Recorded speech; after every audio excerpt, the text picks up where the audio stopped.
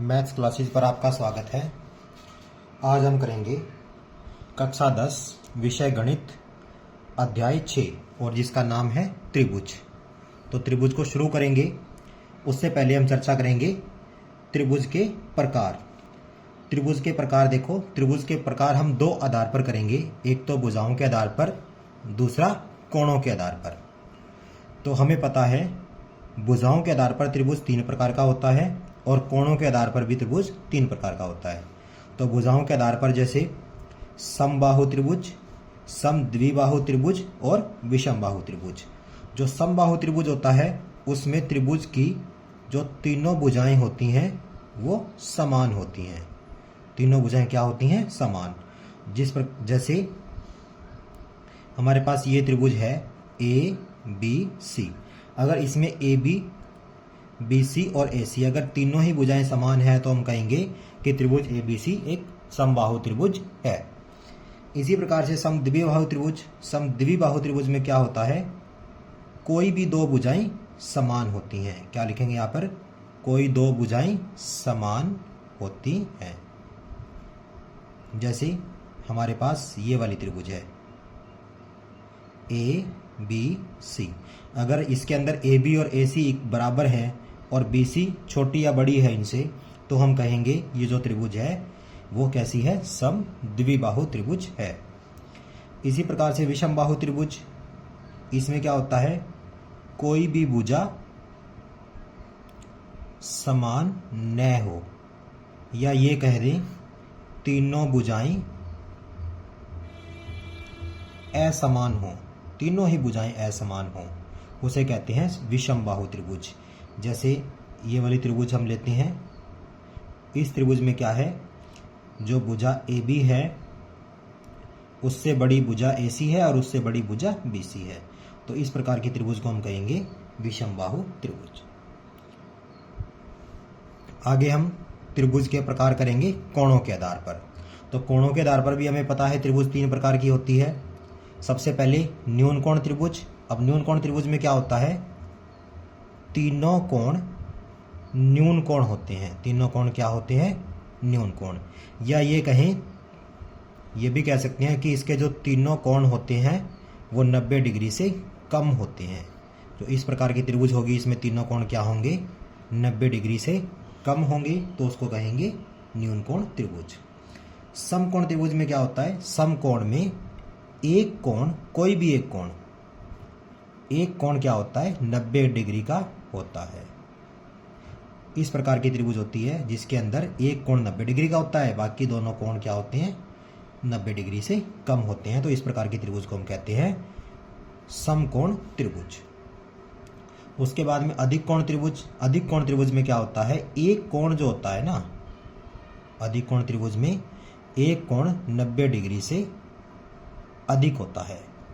इसमें इस प्रकार की त्रिभुज बनती है। तो ये वाला जो कोण हमारा होगा वह 90 डिग्री से बड़ा होगा, ये दोनों कोण 90 डिग्री से छोटे होंगे। इस प्रकार की त्रिभुज को हम कहते हैं अधिक कोण त्रिभुज। इसके अलावा हम जानते हैं कि जो समकोण त्रिभुज होती है इस पे हम पाइथागोरस प्रमेय की थ्योरम लगा सकते हैं। तो हमें ये चीज़ भी ध्यान रखनी है कि जो पाइथागोरस प्रमेय होता है वो केवल और केवल समकोण त्रिभुज पे लगता है। इसके अलावा किसी भी प्रकार के त्रिभुज पे पाइथागोरस प्रमेय नहीं लगता है। और पाइथागोरस प्रमेय में होता क्या है? इसमें होता है कर्ण का वर्ग बराबर आधार का वर्ग जमा में लंब का वर्ग।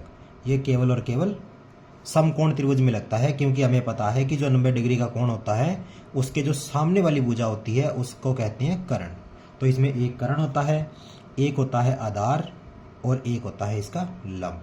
तो इसमें तीनों भुजाएं के नाम होते हैं अपने अपने, एक कर्ण, एक आधार और एक लंब। तो इसमें क्या होता है? कर्ण का वर्ग बराबर आधार का वर्ग जमा में लंब का वर्ग। ये होता है पाइथागोरस प्रमेय और ये केवल और केवल समकोण त्रिभुज पर लगता है। अब हम आगे देखते हैं कि जो हमारा त्रिभुज अध्याय है इसके अंदर दो बातों पर ज़्यादा चर्चा की जाती है। एक तो सर्वांग सम और एक समरूप, यानी कि एक तो सर्वांग समता और एक समरूपता। अब सर्वांग समता और समरूपता में मेजर डिफरेंस क्या है, या ये कहें कि मुख्य डिफरेंस क्या है?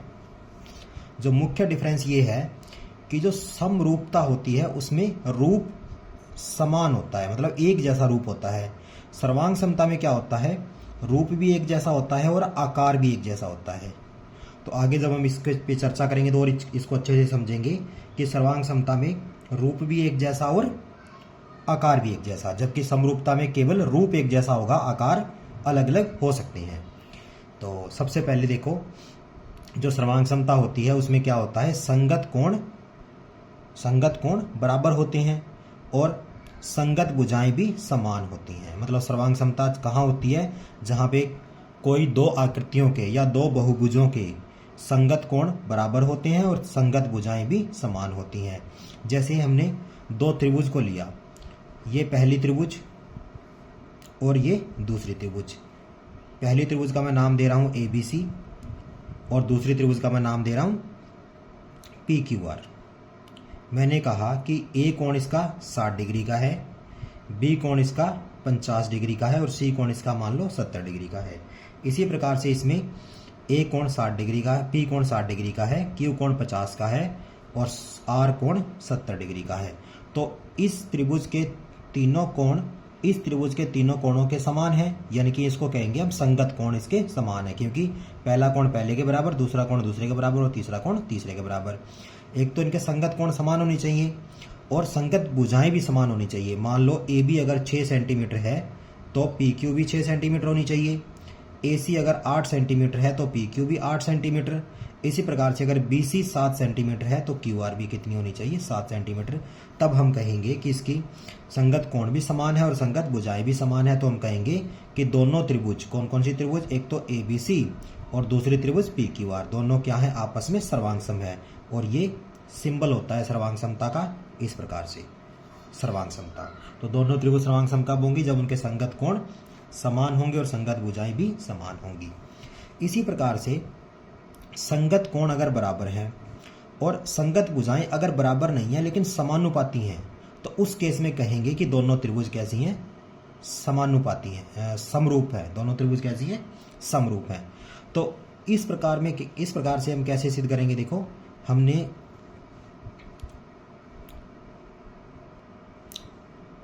देखिए, मैं एक त्रिभुज ले रहा हूं ABC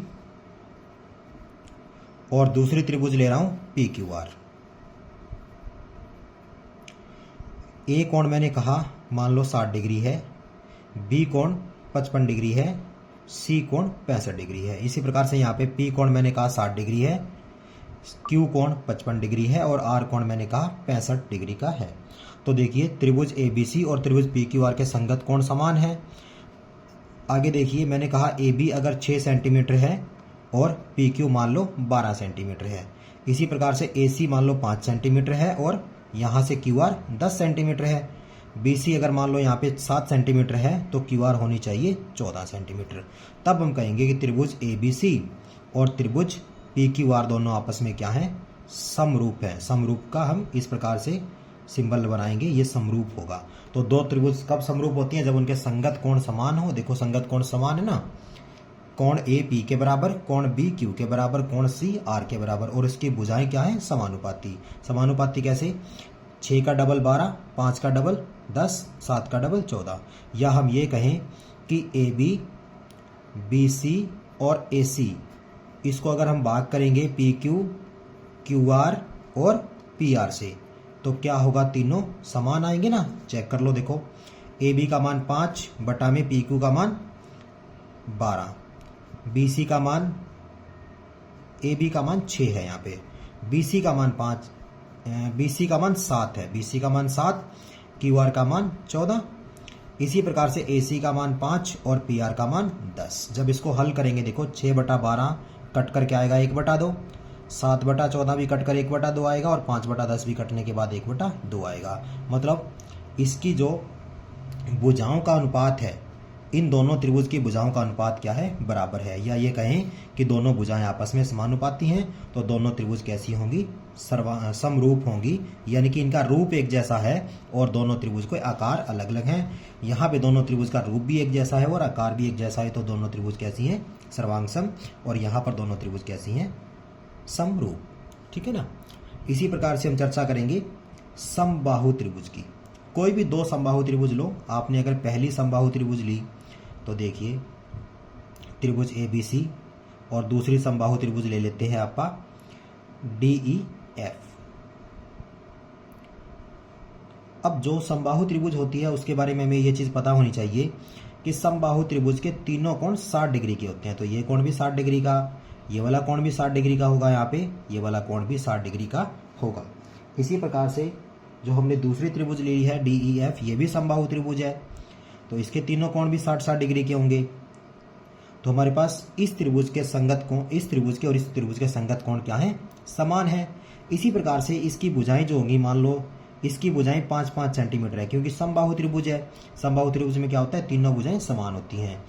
और DEF को भी हमने समबाहु त्रिभुज लिया है, इसमें भी तीनों भुजाएं समान होंगी। मान लिया इसकी तीनों भुजाएं 7-7 सेंटीमीटर है। तो जब हम AB, BC, AC बटा में DE, EF और DF ये निकालेंगे तो क्या आएगा? ये भी 5/7 आएगा, ये भी 5/7 आएगा और ये भी 5/7 आएगा, क्योंकि AB, BC और AC तीनों का मान क्या है? 5-5-5। DE, EF और DF तीनों का मान क्या है? 7-7। तो तीनों अनुपात बराबर आ रहे हैं, तो हम कह सकते हैं कि दोनों त्रिभुज आपस में क्या हैं? समरूप हैं। कैसे हैं? समरूप, क्योंकि दोनों के संगत कोण समान हैं और संगत भुजाएं समानुपाती हैं। तो हम कह सकते हैं कि जो हमारी सभी समबाहु त्रिभुज होती हैं, चाहे आप कोई भी दो समबाहु त्रिभुज ले लो, सभी समबाहु त्रिभुज कैसी होती हैं? वो होती हैं हमारी समरूप। आगे हम चर्चा करेंगे समकोण त्रिभुज। तो हम कोई भी दो समकोण त्रिभुज ले लेते हैं। देखो ये पहली समकोण त्रिभुज, ये दूसरी समकोण त्रिभुज। यहाँ पे कोण 90 डिग्री का बनेगा, क्योंकि एक कोण 90 डिग्री का होता है समकोण त्रिभुज के अंदर। अभी थोड़ी देर पहले हमने किया है। तो जो दो समकोण त्रिभुज होंगी, देखो इसका कोण 90 डिग्री, इसका कोण 90 डिग्री। अब मान लिया इसका कोण यहाँ पे 45 डिग्री है, तो इसका कोण भी 45 डिग्री होगा, ये वाला कोण भी 45 डिग्री का होगा। क्यों? क्योंकि तीनों कोणों का जोड़ 180 डिग्री होता है। हमने दूसरी त्रिभुज ली है, इसमें इसका नाम हम दे देते हैं PQR। हमने मान लिया कि इसका जो R कोण है ना वो 40 डिग्री है, और जो P कोण है वो फिर 50 डिग्री बनेगा, क्योंकि 40 और 50 90 प्लस 90 180। तीनों कोणों का जोड़ क्या होना चाहिए? 180। जो त्रिभुज ABC है ये भी समकोण त्रिभुज है, और जो त्रिभुज PQR है ये भी कैसी है? समकोण त्रिभुज। लेकिन इस त्रिभुज के और इस त्रिभुज के संगत कोण समान नहीं है, तो दोनों त्रिभुज ना तो सर्वांगसम होंगी और ना ही समरूप होंगी। तो समकोण त्रिभुज आपस में कभी भी ना तो समरूप होती हैं ना ही सर्वांगसम होती हैं। हाँ, कुछ पर्टिकुलर त्रिभुज या किसी पर्टिकुलर प्रश्न में दी गई त्रिभुज आपस में सर्वांगसम या समरूप हो सकती हैं, लेकिन सभी समकोण त्रिभुज समरूप या सर्वांगसम नहीं होती।